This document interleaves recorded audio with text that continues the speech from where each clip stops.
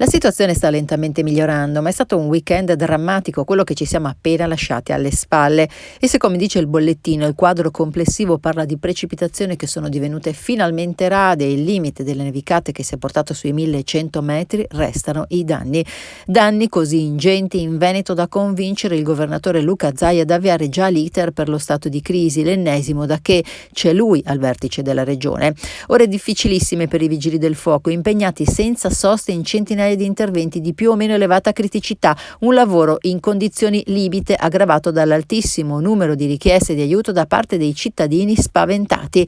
Smottamenti, allagamenti, frane e neve, un concentrato di emergenze soprattutto nel bellunese, con Puos dal Pago al centro dello straripamento di ben 3 torrenti che hanno trasformato tutti i paesi limitrofi in fiumi di acqua e fango. Non è stata risparmiata nemmeno la casa di riposo, con 76 ospiti non autosufficienti che sono stati trasferiti in altre 3 strutture del territorio.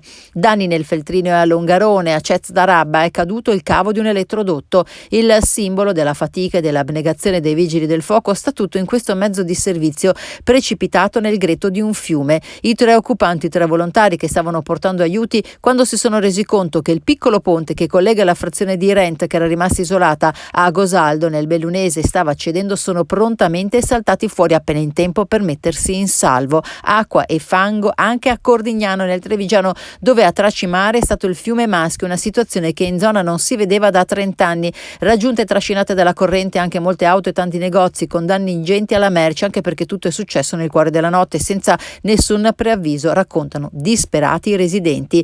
Graziate invece Vicenza, dove il fiato si è cominciato a tirare nella notte tra domenica e lunedì, quando il Bacchiglione ha cominciato lentamente a scendere nella sua portata. Fondamentale nelle ore precedenti il funzionamento del bacino di laminazione di Caldogno, creato dopo l'alluvione disastrosa del 2010, ma un altro intervento complicato ha impegnato i vigili del fuoco proprio in provincia di Vicenza, a 7K e verso Torri di Quartesolo, dove sono state evacuate 6 famiglie e 13 persone in tutto. Permane infine su Dolomiti e Alto Adige un alto pericolo valanghe. Solo a Cortina sono scesi 80 centimetri di neve. Molti paesi sono ancora isolati e tantissime le strade chiuse e i problemi di elettricità, con blackout a macchia d'olio.